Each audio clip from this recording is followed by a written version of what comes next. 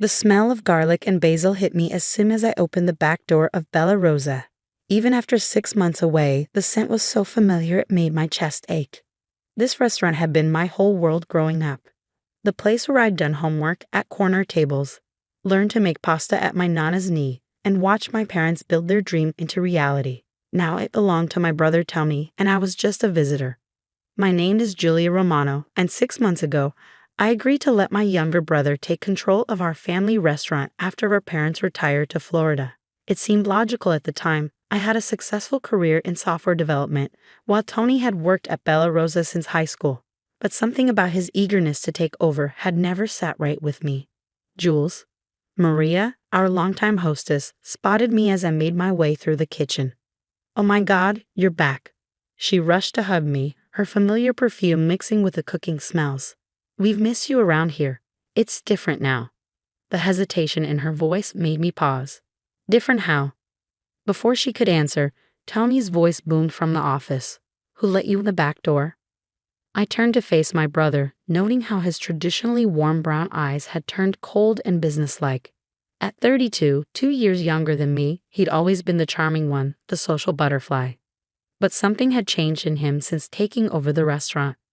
"I still have my key," I said, holding it up. "Dad never asked for it back." "Well, you should have called first," he said, straightening his expensive suit jacket. The designer label was new. Tony used to say only pretentious people spent that much on clothes. "We're busy preparing for dinner service." "It's 3 in the afternoon," I pointed out. "And I need to get something from Dad's office." "My office now," he corrected quickly. "What do you need?" Mom called. She can't find their wedding anniversary photo album and thinks Dad left it in his desk when they moved. Tony's face tightened almost imperceptibly. "I cleaned everything out of that desk. There was no album." "I'd like to check myself if you don't mind." It meant a lot to Mom. He blocked the office doorway, his shoulder tense. "I said I cleaned it out. Don't you trust me?" The question hung in the air between us, heavy with unspoken tension. Once, I would have said yes without hesitation. Tony and I had been close growing up, partners in crime in the controlled chaos of a family restaurant. But lately, 10 minutes, I said firmly. "That's all I need." He stared at me for a long moment, then stepped aside with obvious reluctance. "Fine, but make it quick. I have a supplier meeting soon." The office looked different than I remembered. Dad's old football posters were gone, replaced by modern art pieces that seemed out of place in a family Italian restaurant. His ancient desktop computer had been upgraded to a sleek laptop. Even the familiar smell of his cigars had been masked by some expensive air freshener. I went straight to the desk, pulling open drawers that had once been organized chaos but were now meticulously arranged. No photo album. I was about to give up when I noticed something odd about the bottom drawer. It seemed shallower than I remembered. Kneeling down, I ran my fingers along the edges until I felt it, a slight gap that shouldn't be there. With careful pressure, the false bottom popped up, revealing a hidden compartment. There was no photo album. Instead, I found a small black device about the size of a USB drive. When I picked it up, I realized what it was, a wireless camera receiver. "Find what you were looking for." I jumped at Tommy's voice, quickly palming the device. "No album," I said, standing up. "Mom must have packed it after all." He nodded, but his eyes narrowed slightly. "Then I guess you're done here." That night, alone in my apartment, I connected the receiver to my laptop. As a software developer, I knew my way around most technology. It took only a few minutes to access the stored footage. What I saw made my blood run cold. The camera had been hidden in the office's smoke detector, positioned to capture the entire room. I watched footage of Tony meeting with various people after hours. Meetings that had nothing to do with restaurant supplies. "The restaurant's perfect for this," he told one man in an expensive suit. "Cash business, high turnover. No one looks too closely at the books in places like this." "And your sister?" the man asked. "She's not going to cause problems." Tommy laughed. "Jules, she's too busy with her tech job to pay attention. Besides, she trusts me. They all do." My hands shook as I fast-forwarded through more footage. Money changing hands. Ledgers being altered. Conversations about cleaning cash through the restaurant's accounts. My brother was using our family's beloved restaurant to launder money. Suddenly, his insistence on taking control made perfect sense. His new clothes, his expensive car, his eagerness to get our parents to retire. It was all part of his plan. "Oh, tell me," I whispered to my empty living room. "What have you done?" My phone buzzed. A text from Maria. "Can we meet? There's something you need to know." I stared at the message, then back at my laptop screen where Tony was shaking hands with another sketchy business partner. How many people had suspected something was wrong but been too afraid to speak up? "Corner Cafe, tomorrow morning," I texted back. 7 a.m. I stayed up most of the night, reviewing footage and taking notes. The camera had been recording for months before our parents retired. Dad must have suspected something, installed it secretly. But why hadn't he said anything? Why leave it for me to find? The next morning, Maria was already waiting when I arrived at the cafe, nervously shredding a napkin. "I should have called you sooner," she said as soon as I sat down. "But Tony, he's changed. He watches everyone, writes up people for tiny mistakes. 3 longtime servers have quit already."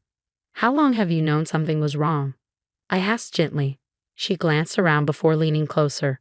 "A few months. The numbers stopped making sense. We're doing the same business we always did, but somehow there's so much more cash. And these men come in, have meetings with Tony after hours." "Why didn't you tell my parents?" "Tony said he was making improvements, modernizing things. Your parents were so excited about retiring, about him taking over." She twisted her wedding ring anxiously. "But last week, I overheard something. They were talking about using the restaurant to clean dirty money. When Tommy saw me, he said if I breathed a word to anyone, he'd make sure my son lost his scholarship." My chest tightened. Maria's son Marco was in his first year of medical school, attending on a scholarship Tony had helped arrange through one of his new business contacts. "I found Dad's camera," I told her quietly. "I've seen the footage." Her eyes widened. "Your father knew?" "I think he suspected. But I don't understand why he didn't confront Tony directly." "Maybe," Maria hesitated, "maybe he wanted you to find it. You're the one who could understand what to do with it." I thought about my father, about how he always encouraged my interest in technology even while Tony mocked it as nerdy. Had he known this moment would come? "I need to be careful," I said finally. "These people Tony's involved with, they're dangerous. And he has leverage over too many people." Maria nodded, understanding. "What are you going to do?" I pulled out my phone, showing her an app I created overnight. "First, we're going to gather evidence. Real evidence, not just suspicions. I need your help, but it has to look like nothing's changed." "Of course," she said without hesitation. "Whatever you need." As we planned, I thought about the restaurant, about all the family memories it held. Sunday dinners after closing, birthday celebrations in the kitchen, my nana teaching me her secret recipe for tiramisu. Tommy wasn't just laundering money, he was corrupting everything our parents had built. I wasn't going to let him get away with it. But I had to be smart. One wrong move, and I wouldn't just be risking myself. I'd be putting Maria, Marco, and who knew how many others in danger. I needed more than just the camera footage. I needed to understand exactly what Tony was doing and who he was working with. Most importantly, I needed him to keep underestimating me. Let him think I was just his tech-obsessed sister, too naive to see what was happening right under my nose. He'd learned soon enough just how wrong he was. Over the next 2 weeks, I built my case carefully. The app I created allowed Maria and other trusted staff members to document suspicious activities without risking detection. Every late-night meeting, every unusual cash deposit, every strange supplier who visited Tony's office. It all went into my encrypted database. But the real breakthrough came when I discovered something else in Dad's hidden compartment, a small notebook filled with codes and numbers. At first glance, it looked like random scribbles. But Dad had taught me about ciphers when I was young, one of our many nerdy activities that Tony had never been interested in. It took me 3 days to crack his code, and when I did, I felt sick. Dad hadn't just suspected Tony's activities, he'd been tracking them for months. The notebook contained detailed records of suspicious transactions, names, dates. He'd been building his own case, but something had stopped him from acting on it. I was in my apartment, cross-referencing Dad's notes with my home data, when my phone buzzed. A text from Tommy. "Coming by the restaurant tomorrow? Need to discuss something important." My fingers hovered over the keyboard. In the past 2 weeks, I've visited Bella Rosa several times, playing the role of the oblivious sister perfectly. Tony had grown more relaxed, less defensive about my presence. Sure, I typed back. Lunchtime ok. Perfect, don't be late. I smiled grimly at my laptop screen, where I had footage of his latest business meeting playing.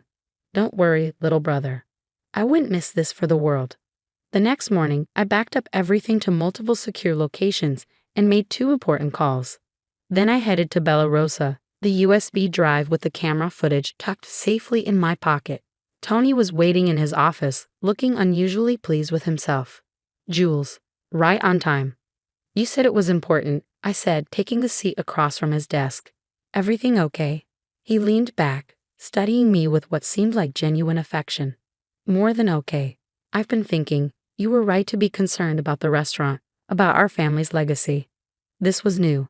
I kept my expression neutral, waiting. I want to offer you a position here, he continued. Director of Operations. You can handle the technology side, modernize our systems. We'll run it together, like we always talked about as kids. I felt a pang in my chest, remembering those childhood conversations. Once this would have been a dream come true. Working alongside my brother, building on our parents' success. Why now? I asked carefully. Because your family, he said, spreading his hands, and family should stick together. Plus, with your tech skills. He smiled. We could really expand our operations. The emphasis he placed on that last word told me everything I needed to know.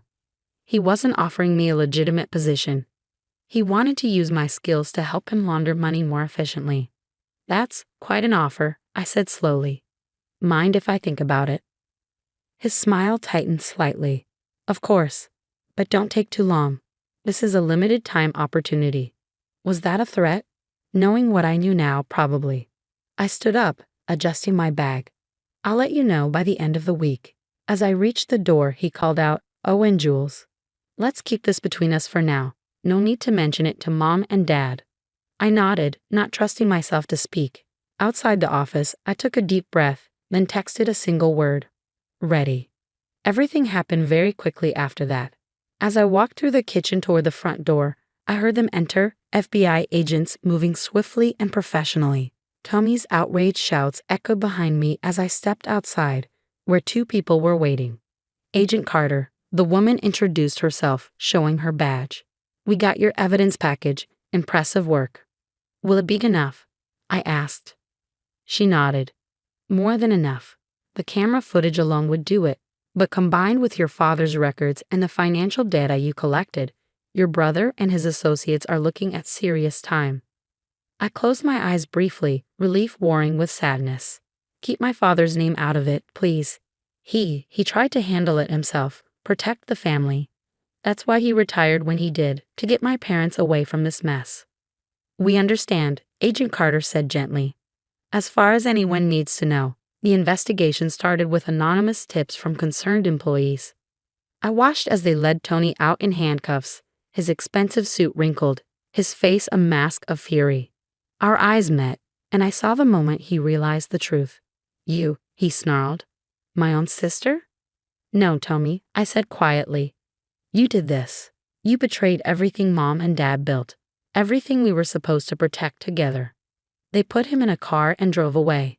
I stood there for a long time, watching the place that had been my childhood home, now surrounded by federal agents and crime scene tape. Maria appeared beside me, tears in her eyes. What happens now? Now, I said, squaring my shoulders, we clean up his mess. Together. The next few months were a blur of legal proceedings, media coverage, and damage control. The restaurant stayed closed initially, but I refused to let it die. While Tony awaited trial, I worked with the FBI to clear Bella Rosa's name, proving that many of the staff had been unwitting participants in his scheme. I took a leave of absence from my tech job and threw myself into restoring the restaurant. The old staff rallied around me, not just Maria, but the cooks, servers, and busboys who had been part of our extended family for years. The hardest part was telling our parents. Mom cried, but Dad just looked tired.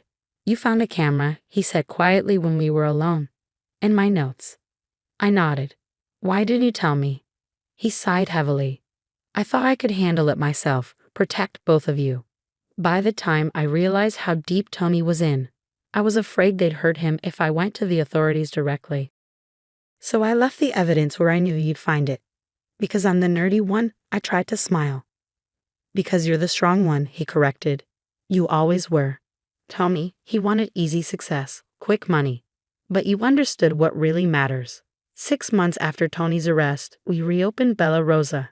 The dining room was packed with familiar faces, loyal customers, employees past and present, people who believed in second chances. I stood in the kitchen, watching the organized chaos I remembered from childhood. The smell of garlic and basil still filled the air, but now it felt clean again, honest. Maria's son Marco, home from medical school for the weekend, was helping serve tables. He'd insisted on keeping his scholarship money, working to pay it back himself rather than letting his mother feel indebted to Tony's corrupt contacts. My parents came back for the reopening. Mom hugged every customer like family, while Dad stood in his old office, my office now, looking at the changes I'd made. The modern art was gone, replaced by family photos. His old football posters were back up, next to my framed computer science degrees. You've done good, Julia, he said gruffly. The place feels right again. I thought about Tommy, about the plea deal he'd taken that would keep him in prison for at least 5 years. About the choice I'd made to protect our family's legacy, even at the cost of betraying my own brother. We'd all make choices, I said finally. Tommy chose greed. I choose this, our family, our real family. Dad squeezed my shoulder, and together we watched the restaurant buzz with life. This was what success really looked like. Not secret meetings and laundered money, but good food, honest work, and people coming together to share something real. Bella Rosa was more than just a restaurant. It was a testament to the power of choosing right over easy, of protecting what matters most. Tommy had forgotten that, but I never would. Because in the end, true family isn't just about blood. It's about the choices we make and the people we choose to become. I chose to be my father's daughter, my mother's strength, and the guardian of everything they'd built. Not because it was easy, but because it was right. And sometimes that makes all the difference.